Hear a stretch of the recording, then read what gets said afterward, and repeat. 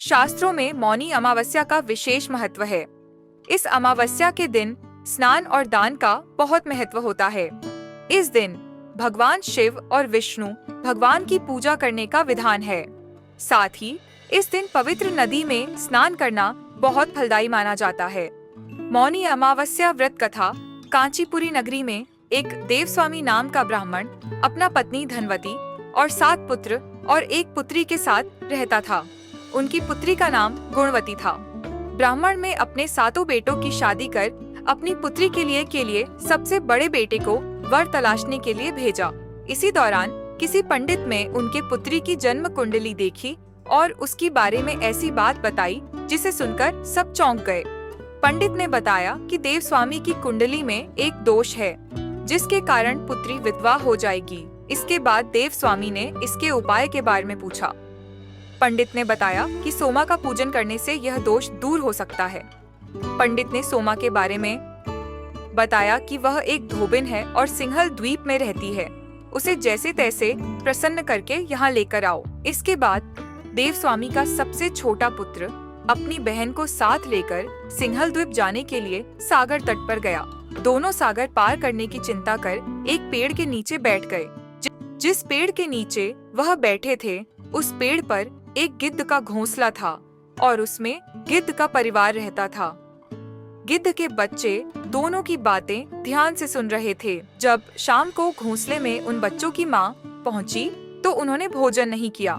बच्चों ने माँ से कहा कि पहले नीचे बैठे उन 2 प्राणी को भोजन कराओ और उनकी समस्या का निवारण करो। यह वचन लेने के बाद गिद्ध के बच्चों ने भोजन किया।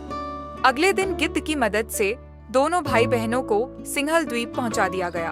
वहां उन्हें सोमा का घर भी मिल गया।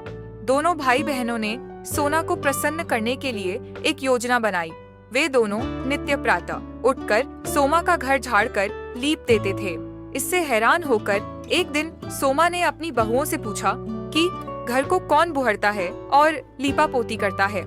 सोमा की झूठी प्रशंसा पाने के लिए उनकी बहुओं ने कहा, हमारे अलावा यह काम कौन करता है। लेकिन सोमा को इस बात का विश्वास नहीं हुआ और उसने अपने मन में ऐसा करने वाले को खोजने की कसम खाई। सोमा ने सुबह जल्दी उठकर देवस्वामी के भाई बहनों को लीपा पोती करते हुए पकड़ लिया। जिसके बाद सोमा के पूछने पर उन्होंने सोमा को पूरी बात बता दी।